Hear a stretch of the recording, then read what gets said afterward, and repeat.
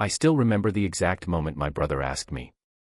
We were sitting on the back porch of our childhood home, sipping cheap beers while the sunset bled across the sky like an open wound.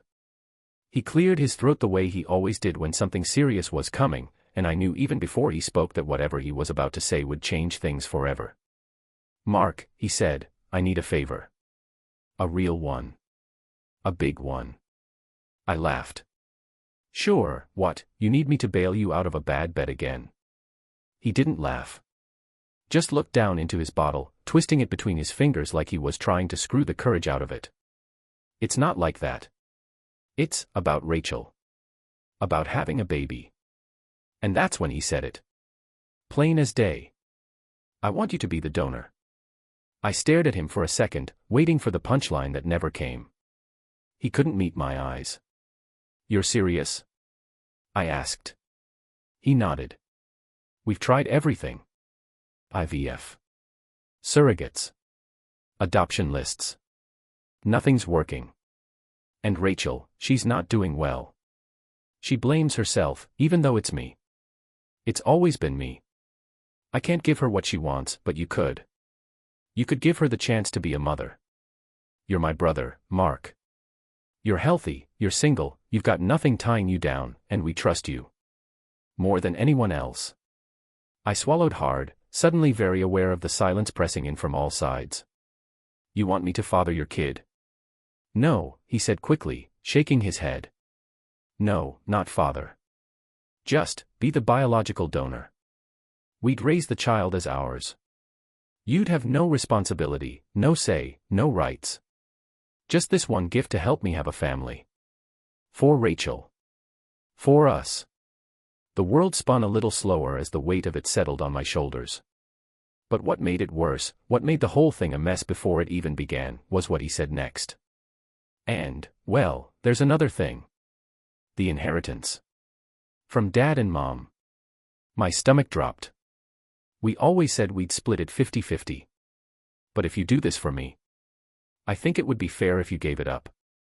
You'd still get your life. But this would be our legacy. Our shot at something we could never have without you." I didn't say anything. I couldn't. I just stood up, walked inside, and left him out there with the sunset and his empty beer bottle. That night, I didn't sleep. I stared at the ceiling for hours, thinking about how we used to play in that yard, how we shared everything growing up, even our first crush. How we fought and made up, how he always protected me from bullies. How he gave me his jacket the day Mom died, even though he was shivering. I owed him. I knew that. But giving up a child? Giving up my inheritance? My future? Still, the next morning, I called him. My voice cracked when I said it. "I'll do it." And just like that, everything began. The process was clinical, at first. We did everything by the book: legal papers, doctor's appointments, private counseling sessions. Rachel was kind about it, overly kind. I think she felt guilty, like she was asking me to carve a piece out of myself and hand it over. Maybe she was. But I tried to see her as just my brother's wife. Just the woman he loved. Only, the more time I spent around her, the more that line blurred. She was radiant, in a way I never noticed before. Maybe it was the way she lit up when she talked about becoming a mother. Or how she always brought me coffee without asking, remembered how I liked it. Or maybe it was the sadness in her eyes when she thought no one was looking, like she carried this invisible weight she couldn't put down. I tried not to notice. I really did. But then came the day she told me she was pregnant. We were alone, my brother had gone out for groceries, and Rachel was glowing. She showed me the test like it was a trophy and burst into tears right there on the kitchen floor. I held her because I didn't know what else to do, and she clung to me like I was the only thing keeping her grounded. "Thank you," she whispered into my shoulder. "Thank you for this." And that was the first time I felt it, not guilt, not pride, but something dangerous. Something deeper. I didn't want to let her go. From that moment on, everything spiraled. I visited more often than I needed to. I told myself it was to check in, to make sure she was okay, but I knew the truth. I wanted to see her belly grow. I wanted to hear her laugh. I wanted to pretend, just for a second, that this life was mine. That she was mine. That the child growing inside her belonged to us. Not to him. I began to resent my brother. Slowly, quietly. For asking me to give up the inheritance. For asking me to walk away. For not seeing what was right in front of him, how close we were becoming, how Rachel started turning to me instead of him. And then, she kissed me. It was late. She'd had a long day, was exhausted and emotional. I had brought her some books on parenting, a smoothie she liked, something to cheer her up. She took my hand and thanked me, really thanked me, with tears in her eyes. Then, without thinking, she leaned in and kissed me on the cheek. But it wasn't just a kiss. It lingered. And when she pulled back, our eyes locked, and I knew. She felt it too. She was carrying my child. And maybe, just maybe, she was starting to wonder what it would be like if we were a family. A real one. I should have stopped then. Should have pulled back, confessed, run. But I didn't. I stayed. I held her hand. And something inside me shifted. I didn't just want the child. I wanted her. And I wanted what was mine, the legacy, the inheritance, the life he was living in my place. I had sacrificed everything for his happiness. But now. I wasn't sure I could keep pretending that it was enough. After that night, everything changed, not outwardly, not in the way anyone else would notice, but inside me, things were unraveling. I started second-guessing every look, every word, every small interaction between Rachel and me. Was she just being kind? Or was she torn like I was, fighting something she didn't dare speak aloud? I didn't ask. I didn't want to ruin the illusion. I told myself it was just the hormones, the stress of pregnancy, the vulnerability. That kiss, that touch, it wasn't real. It couldn't be. But then she started texting me late at night. Small things at first. Questions about vitamins, baby names, cravings. I answered every one, always too quickly, like a dog waiting for a whistle.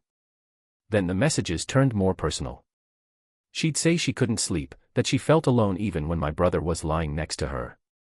She'd tell me how safe she felt around me, how easy it was to talk to me. I should have told her to stop.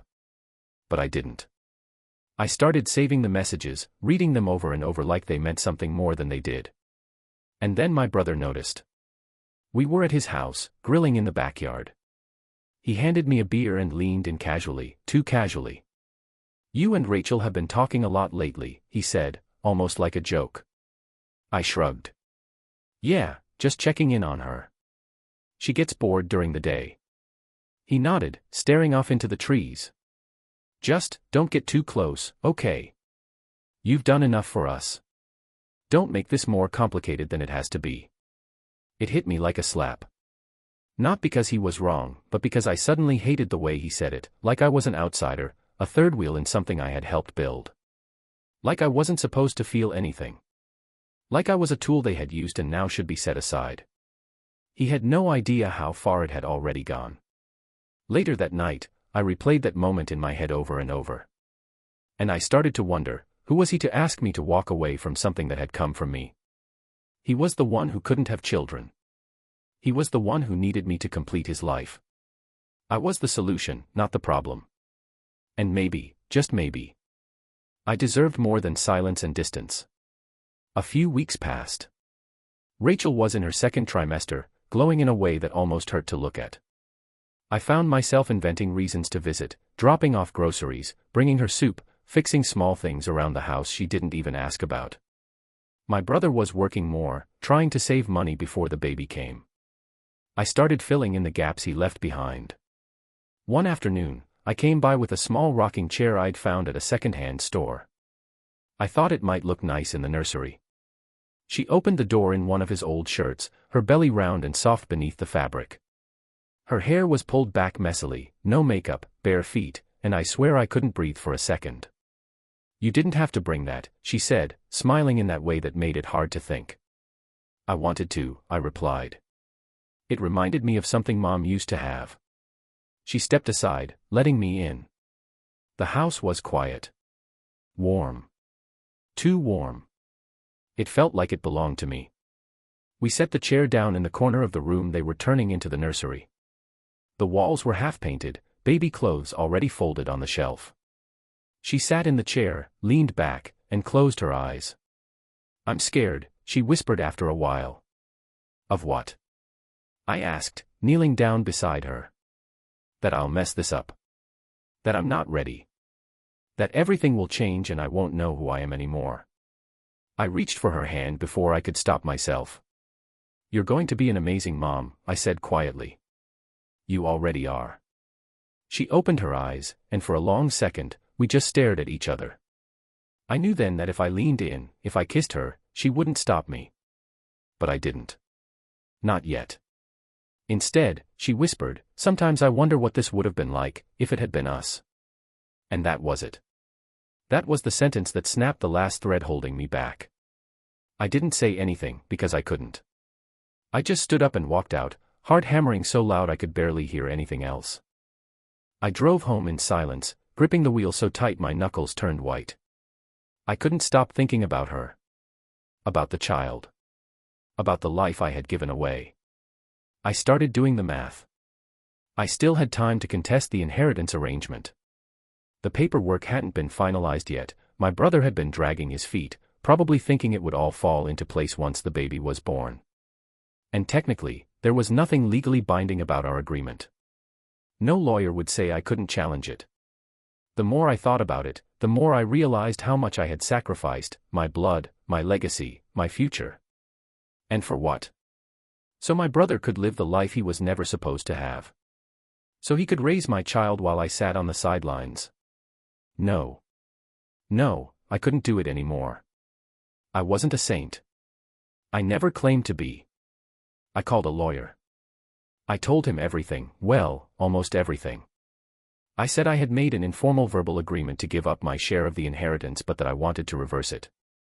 He said we had a good chance, especially with no written contract and no money exchanged. It felt like taking a breath after holding it underwater for months. But still, the child. Rachel. What about them? Could I really just take what I wanted? Could I claim both the money and the child? Could I take Rachel away from my brother? And would she even come with me? The next time I saw her, I didn't bring gifts. I didn't bring food. I brought questions. We sat in the nursery again, the air thick with unsaid things. I talked to a lawyer, I told her quietly. She didn't look surprised. Just waited. I don't think I can walk away from this, I continued. From you. From the baby. From everything. I know how this started. I know what I agreed to. But I can't pretend anymore. I'm in love with you, Rachel. I think I've been in love with you for a while now. Silence. Not awkward. Just heavy. She looked down at her stomach, hands resting gently over the child growing inside her. I don't know what to say, she said finally. Say you feel the same, I whispered. Say you want more. Say you've thought about it too. She looked at me then, tears forming but not falling. I have, she said. But thinking and doing are two very different things, Mark. I nodded. Then let's stop thinking. And before I could stop myself, I leaned in and kissed her. And this time, she didn't pull away. After that kiss, nothing felt the same. I crossed a line I swore I wouldn't. One I told myself was imaginary, just a boundary drawn by guilt, not by truth. But the moment her lips touched mine, all those quiet denials I'd repeated in my head vanished. The lie we were living became something else entirely, something darker, deeper, harder to crawl out of. I left her house that day without looking back. I couldn't. If I had, I might have stayed. Might have said something that couldn't be undone. I told myself it was temporary, that we needed space to think. But the truth was, I was afraid. Afraid of what I'd done to my brother. Afraid of what I was becoming. The next few days were a blur. I couldn't eat, couldn't sleep. My lawyer sent over the paperwork to challenge the inheritance waiver, and I signed it without hesitation. I thought I'd feel proud, like I was reclaiming something that had been taken from me. But instead, I just felt hollow. And then Rachel called. Can we talk? She said, her voice quieter than usual, a little unsteady. We met in the park, far from the house, far from anyone who might recognize us. It was cold, early spring, the kind of chill that lingers even under sunlight. She wore a long coat, one hand resting protectively over her belly. I watched her walk toward me, slow and careful, and I realized I'd never wanted anything more than I wanted her in that moment. But the look in her eyes told me this wasn't going to be the conversation I was hoping for. "I can't sleep," she said. "I've been thinking about us, about what we're doing. About what we already did." I stayed silent. I didn't want to interrupt her. "I don't regret kissing you," she continued. "But I regret the timing. I regret what it means. What it breaks." "You didn't break anything," I said quickly. "I did. I'm the one who changed the rules. But I won't lie, Rachel. I meant what I said. I'm in love with you. And I want this, not just the baby, but us." She looked away, eyes glistening. "I can't leave your brother," she whispered. "Not like this. Not now." I felt my throat tighten. "Do you love him?" She hesitated. That was all the answer I needed. "He's a good man," she said, eventually. "He loves me. He's been patient, kind, and he's wanted this baby for so long. I can't take that away from him." I stepped closer. "But it's not his baby. It's mine. And you know that matters." Her lip trembled. "It does matter. But not the way you want it to. He's the one I built this life with. You were a gift. A gift we never deserved." "No," I said, my voice sharp now. "I'm not a gift. I'm a father. And I won't sit on the sidelines while someone else raises my child." She flinched. I regretted the words the second they left my mouth, but I didn't take them back. "I didn't ask for this," she said, barely audible. "Neither did he. And I didn't ask to fall in love with you," I shot back. "But here we are." She wiped her face quickly, like she was ashamed of the tears. "I need time, Mark. Please. Let me figure out what to do." I nodded, though every fiber in me wanted to scream. We parted ways with no promises. I went home and stared at the ceiling until sunrise. A week passed. Then 2. Rachel didn't call. I didn't reach out either, not because I didn't want to, but because I was scared of what she'd say. What she wouldn't say. Then, out of nowhere, my brother showed up at my door. He looked tired, his eyes sunken, like he hadn't slept in days. He didn't wait to be invited in, just stepped past me and stood in the living room like a man who'd just been handed the final piece of a terrible puzzle. "She told me," he said quietly. I stood frozen. "Told you what?" He laughed, but there was no humor in it. "Come on, Mark. Don't insult me. I've known something was off for a while now. The way you look at her. The way she talks about you. I just didn't want to believe it." I stayed silent. There was no point in lying. "I trusted you," he said, his voice cracking. "You were my brother. You are my brother. And you couldn't even wait until the baby was born to stab me in the back." I stepped forward. "It wasn't like that." "Then how was it?" he snapped. "Explain it to me. Explain how you go from helping us build a family to stealing it." I swallowed hard. "I didn't plan it. It just happened. And I never meant to hurt you." "But you did," he said, his voice cold now. "And now you're trying to take everything, the baby, the inheritance, even her." "She doesn't love you," I said quietly. He went still. "She told you that?" "No. She didn't have to." His eyes burned. "You think this is some movie? Some twisted love story where you get to walk away with the prize and I'm just the fool left behind?" "No," I said. "I think it's more complicated than that." He stared at me for a long time. Then, without another word, he turned and walked out. I stood there, fists clenched, heart racing. The truth was finally out. The worst part was over. Or so I thought. The next day, Rachel showed up at my door. Her eyes were red. She didn't say anything, just walked inside and sat down on the edge of my couch. He left, she said. I sat beside her. What do you mean? I told him the truth. About us. About the kiss. He packed a bag and went to stay with a friend. He says he needs space to think. But I don't know if he's coming back. I reached for her hand. Then maybe it's time we stop pretending. She looked at me, exhaustion etched into every line of her face. I'm tired, Mark. I'm tired of lying. Of hiding. Of hurting people I love. I didn't want this to end like this. Neither did I whispered. But maybe it's a new beginning. She didn't answer. But she didn't pull her hand away either. We sat there in silence, the weight of our decisions pressing down on us. I knew we couldn't undo what had been done. We couldn't go back to being innocent. But maybe, just maybe, we could build something real, even if it was built on broken pieces. After that night, things didn't get better, not right away. Rachel stayed with me for a while. Not permanently, not like we were playing house, but just enough that the silence in her home didn't swallow her whole. She said she couldn't bear the nursery by herself, the crib already assembled, the walls painted a soft green like new leaves, full of hope we no longer knew how to hold. We slept in separate rooms. We didn't touch. It wasn't a punishment, more like penance. Like we both knew we were standing on something fragile and dangerous, and if we moved too fast, it would all collapse beneath us. Some nights we talked. Some nights we just sat side by side and said nothing, letting the weight of it all settle between us like dust. I kept waiting for her to say she was going back to my brother. I kept waiting for him to show up, to bang on the door and demand his life back. But days passed, then weeks. Nothing came. Only silence. And then one morning, I woke up to the sound of her crying. It wasn't loud, just a soft, muffled sobbing coming from the room next to mine.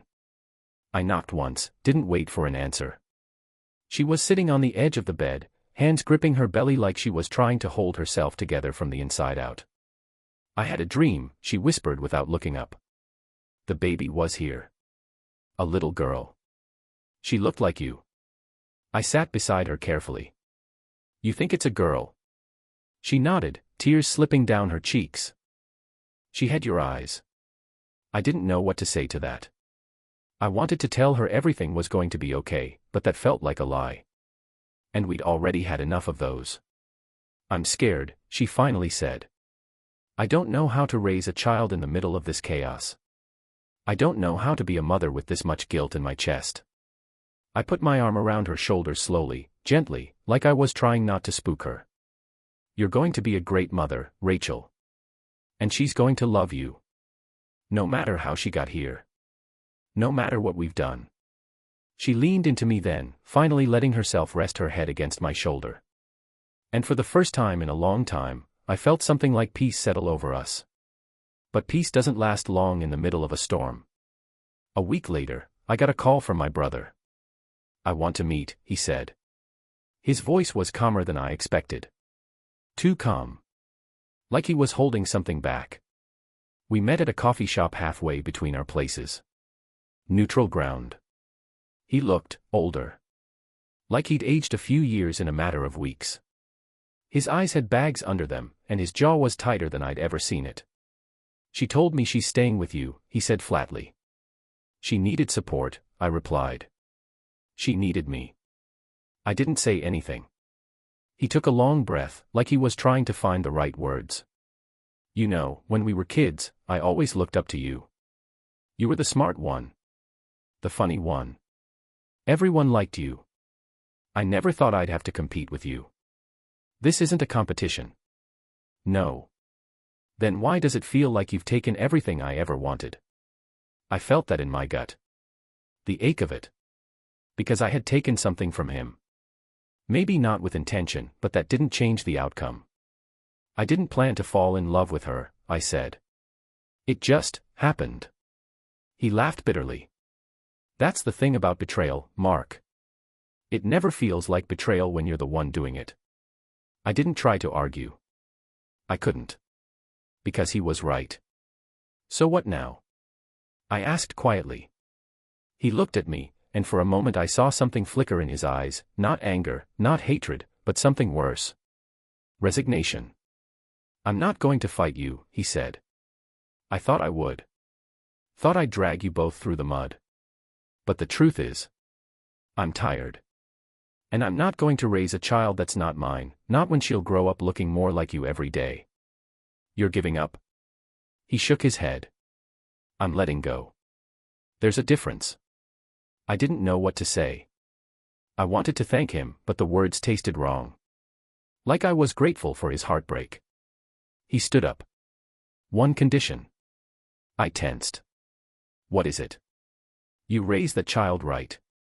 You give her everything I would've. And you never let her believe she was a mistake." "I won't." He nodded once, and then he was gone. I sat there for a long time, coffee untouched, heart pounding.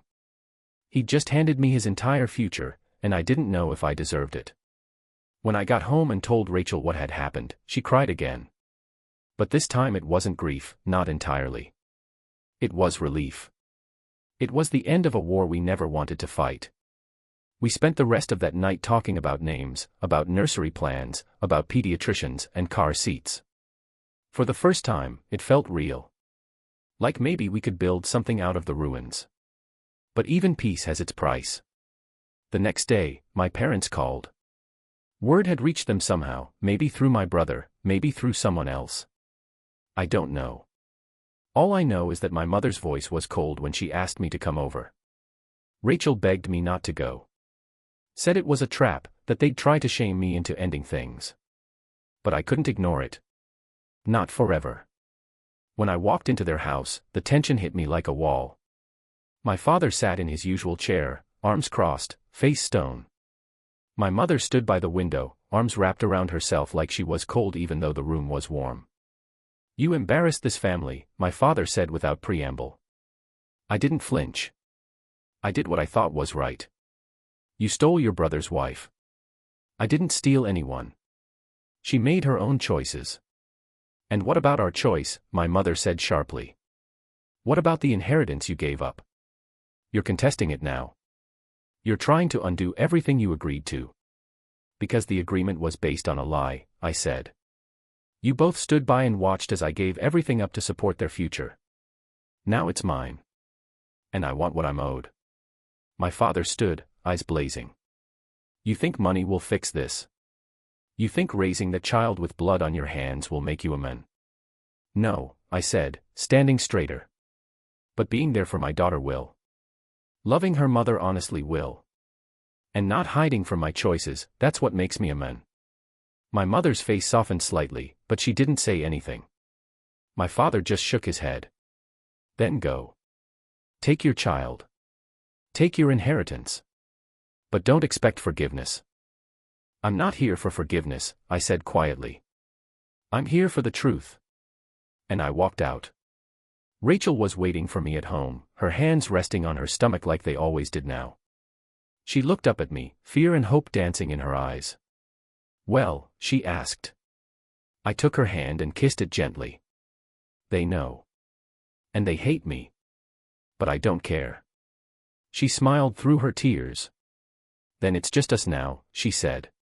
"Yeah," I whispered. "Just us." And for the first time, that didn't feel like a punishment. It felt like the start of something worth everything it cost. It would be a lie to say everything fell into place after that. Love, despite what movies try to sell us, isn't some magical solution that makes the hard parts disappear. It's a choice, daily, exhausting, and sometimes fragile. And when it begins on broken ground, you feel every crack beneath your feet. Rachel moved in officially a month later.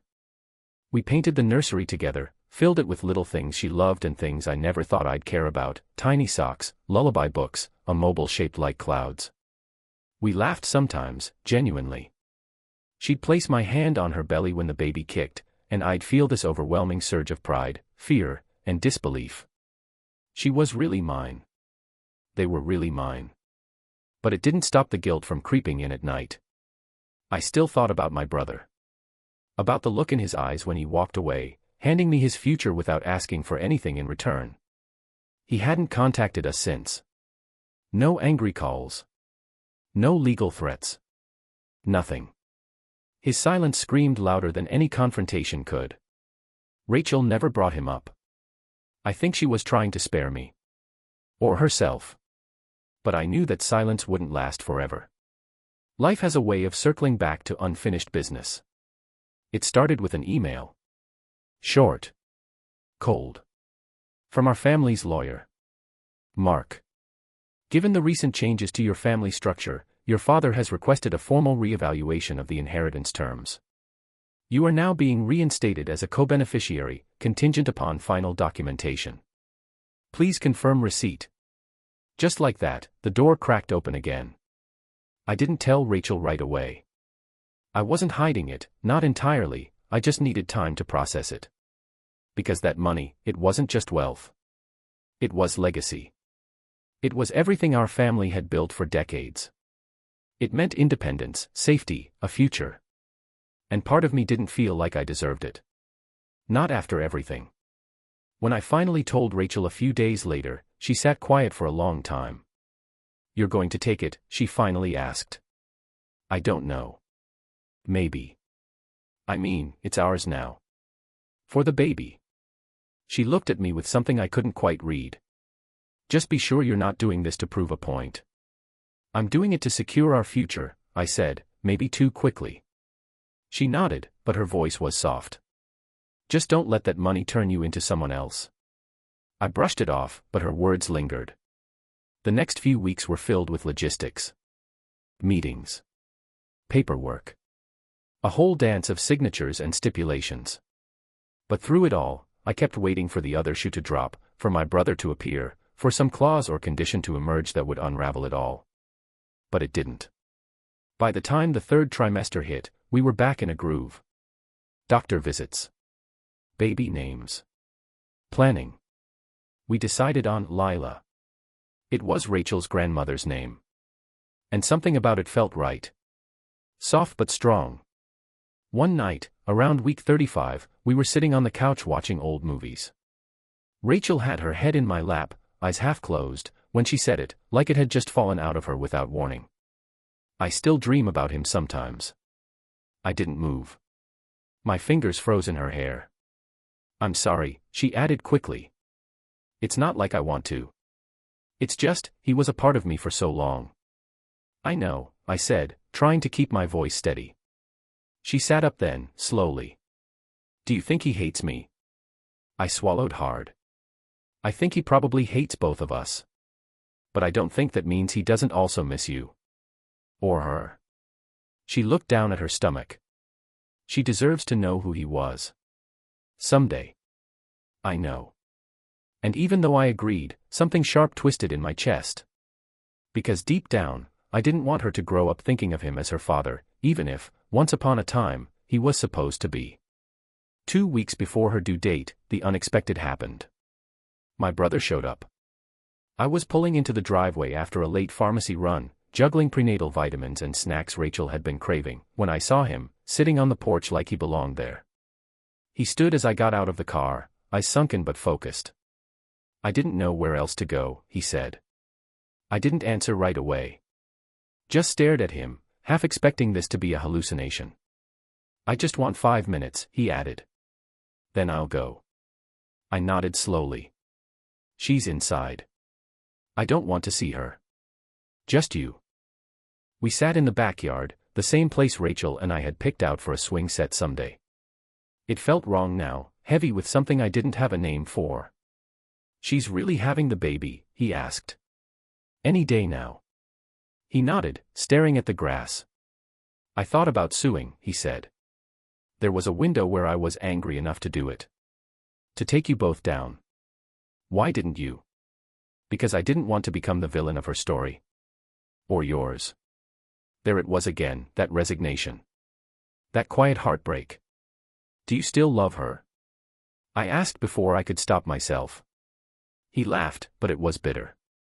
I don't know. Maybe I just hate how much I miss what we were. Before everything got complicated. We sat in silence for a while. Then he looked at me and asked the one question I wasn't ready for. Do you love her? It wasn't an accusation. Just curiosity. A tired man asking for the truth. Yes, I said. More than I thought I could. He nodded, and I thought he might hit me. But he didn't. Instead, he pulled something out of his coat pocket, an envelope, and handed it to me. I was going to burn this. But I think she deserves it. One day. I opened it slowly. Inside was a letter, handwritten. I recognized the slant of his writing instantly. I wrote it after she left. I never sent it. What's in it? My goodbye. He stood up then, dusting off his coat. Take care of her, Mark. And take care of yourself. You won. Just don't forget what it cost. And just like that, he was gone. I went inside, heart pounding, letter still clutched in my hand. Rachel was on the couch, half asleep. Who was that? She asked groggily. I hesitated. No one important. She looked at me for a beat, then let it go. I tucked the letter away in the back of a drawer. Maybe one day I'd show her. Maybe. But not yet. Not while the wounds were still open. Not while the future we were building was still so fragile. They say your life changes in a single moment, and I used to think that was just a poetic exaggeration. Until the night Rachel's water broke. It was just past 2 a.m. A storm was rolling in, thunder grumbling low in the distance. I remember lying in bed, drifting between sleep and wakefulness, when she nudged me, her voice barely above a whisper. Mark. I think it's time. There was no panic in her tone, but her eyes, they were wide, shimmering with both fear and anticipation. And maybe something else, a quiet, unspoken dread neither of us wanted to name. We rushed to the hospital. I barely remember the drive, only that the windshield wipers struggled against the downpour, and my hands gripped the steering wheel hard enough to leave marks. Rachel's breathing was steady, controlled, but I knew every minute dragged on her nerves. She was brave. Braver than I'd ever been. In the delivery room, everything felt like a blur, nurses moving quickly, lights too bright, machines beeping. I held her hand and tried to be her anchor, but I was shaking inside. Not from fear exactly. From the weight of it all. The weight of becoming a father. Officially. Unquestionably. And the haunting thought that part of this moment should have belonged to someone else. Hours passed. Pain, sweat, tears. Then, a cry. A sound so raw and immediate it felt like the entire world paused for a beat. She was here. Lila. Red-faced and squirming, lungs already announcing her presence with full force. When they placed her in Rachel's arms, she sobbed. And not softly, not delicately. Rachel cried like she was letting go of years of grief, guilt, and hope all at once. And when she looked at me, her cheeks streaked with tears, I knew there was nothing else in this world I wanted to protect more than the two of them. I held Lila a few minutes later. She was so tiny, wrapped in that pink and blue striped hospital blanket. Her eyes opened for just a second, and even though I knew she couldn't see me clearly, I swore she looked right through me, like she already knew everything about how I got here. I whispered to her, I'm going to be better for you. I promise. For the next 2 days, the hospital became a bubble of quiet moments. Nurses in and out. Rachel resting. Lila curled on her chest, content and perfect. I barely slept. I couldn't stop watching them. But with quiet comes reflection. And reflection can be cruel. On the second night, while Rachel slept and Lila lay in her bassinet, I stepped out into the hallway to breathe. I found myself by the vending machines, the fluorescent lights humming overhead. I bought a coffee I didn't really want and sat down. Then my phone buzzed. A number I didn't recognize. I almost ignored it, but something made me swipe. Hello. A pause. Then, it's me. My brother. His voice was hollow, like he hadn't spoken aloud in days. I just wanted to know, is she here? I swallowed hard. Yeah. She's here. Healthy. Beautiful. Silence again. I'm not calling to start anything, he said. I dreamed about her last night. I haven't even seen her and I dreamed about her. I didn't know what to say. I know she's not mine. Not anymore, he continued. But part of me keeps wondering what it would have been like. To hold her. To read her stories. To be the one who got to stay. I leaned forward, resting my elbows on my knees, heart pounding. I didn't plan for any of this. You know that, right? I know, he said quietly. And I'm not angry anymore. Just sad. You both made a choice. And it left me behind. There was a crack in his voice that hurt more than yelling ever could. If she ever wants to know about me, I wrote her something. A second letter. A second one. I left it with the lawyer. In case I couldn't say goodbye in person.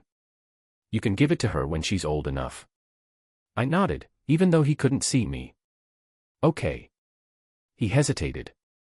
Is she going to call you Dad? I let out a shaky breath. Yeah. She will. Another pause. Then take care of her like one. And just like that, he hung up. I sat there a long time, staring at the cracked screen of the vending machine, thinking about everything we'd lost. Everything we'd taken from each other. By the time I got back to the room, Rachel was awake. She looked at me, groggy but smiling. Where'd you go? Just needed air, I said. He called. She tensed. What did he want? Closure, maybe. I don't know. He said he isn't angry anymore. She looked away, jaw tight. I don't believe him. I think he means it. She didn't respond. I sat beside her, reaching for her hand. He also said he left something for her. A letter. Rachel didn't look at me. Are you going to give it to her? When she's ready. And if she asks about him? I'll tell her the truth.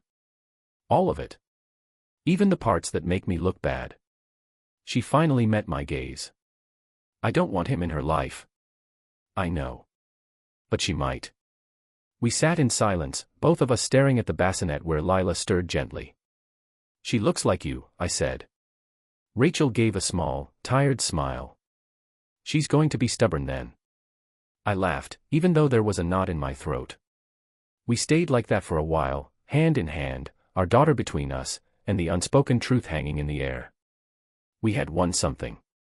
But we had also taken something. And that balance, that line between love and guilt, was one we'd have to walk for the rest of our lives. 3 days later, we brought Lila home. The nursery was ready.